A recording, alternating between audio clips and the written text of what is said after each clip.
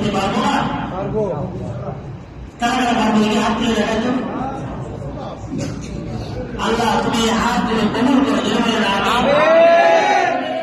জান্নাতি হাত হিসেবে আল্লাহ আমাদের সবাই একসাথে জান্নাতের ভিতরে বসবাস করতে পারি দান করে বলেন আমিন। এই সমাজটা হিংসা মুক্ত, দুর্নীতি মুক্ত, অন্যায় অত্যাচার মুক্ত করে দাও যেন বলেন আমিন। এই কদরের রাত হিসেবে কবুল করে দেয়। আমরা যেন সকল ভেদাভেদ ভুলে আল্লাহর ইবাদত বন্দেগী কাঁধে কাঁধ মিলে মিলেমিশে করতে পারে ধরে বলেন আমিন।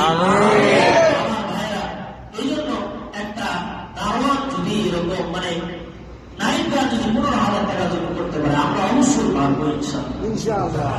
বলেন তো আপনাদেরকে একটা প্রশ্ন করি, আমাদের দেশের প্রধানমন্ত্রী হোক অন্য কেউ হোক আপনাকে আমাকে যদি অফার দেয়, কি অফার? যে এটা 2026 সাল চলতেছে, আপনাকে আমাকে অফার দিল 2032 সালে আপনাকে 1000 বিঘা মালিক সম্পত্তির মালিক বানায় দেওয়া হবে। বলেন তো এই অফারটা শোনার পরে আপনি কি করবেন? আল্লাহ 32 সাল পর্যন্ত বাঁচায় রেখো, আল্লাহ আল্লাহ 32 সাল পর্যন্ত বাঁচায় রেখো। বলেন কি বলবেন? না এই একটা কদরের রাত পাওয়ার জন্য কয়দিন আল্লাহর কাছে এবার বলেছেন আল্লাহ একটা কদরের রাত পেয়ে 83 বছর 4 মাস ইবাদতের সওয়াব হবে। আল্লাহ তুমি আমাকে এই কদরের রাত না পাওয়া পর্যন্ত মৃত্যু দিও না। বলছি কেউ না? এর দ্বারা বোঝা যাচ্ছে আপনার আমার ভিতরে দুনিয়ার সম্পদের লোক ঢুকে গেছে, কিন্তু পরকালের কোন চিন্তা আমাদের ভিতরে নাই। আল্লাহ হাবিব বিশ্বনবী বলেছেন, আল্লাহ হাবিব বিশ্বনবী সাল্লাল্লাহু আলাইহি ওয়াসাল্লাম বলেছেন, দুনিয়াতে চালাক ব্যক্তি তো সে যে দুনিয়া পাইয়া আখিরাত কামাই করে দিল, আর সে ব্যক্তি বোকা গাধা যে দুনিয়া পাওয়ার পরে আখিরাত হারায় ফেলল।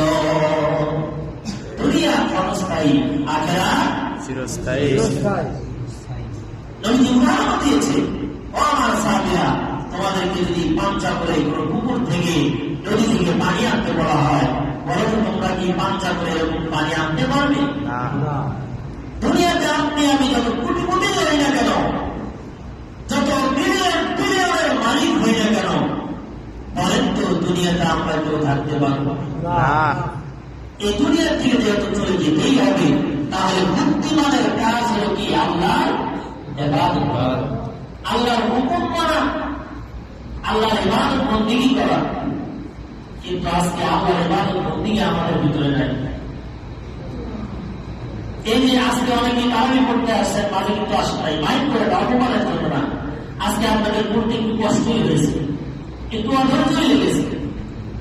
ওরকম ভাবে কিয়ামতের ময়দানে আপনাকে যখন আল্লাহ বলবে রুকু করো, সিজদা করো, তখন আপনার পিঠ একদম সিমেন্টের কাঠ বানায়, কাঠ যেমন তক্তা যেমন শক্ত, এরকম করে হারানো যায় না।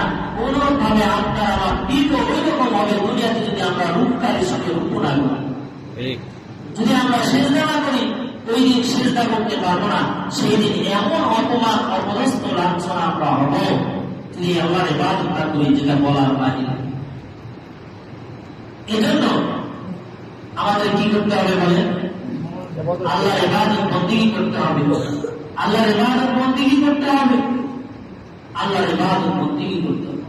আজকে তো আমরা ঈদের আনন্দের জন্য মার্কেট নিয়ে ব্যস্ত আছি, জামা কাপড় কেনা নিয়ে ব্যস্ত আছি, অথচ কোরআন এবং হাদিসের কোথাও লেখা নাই নতুন কাপড় দিয়েই আপনাকে ঈদ করতে হবে।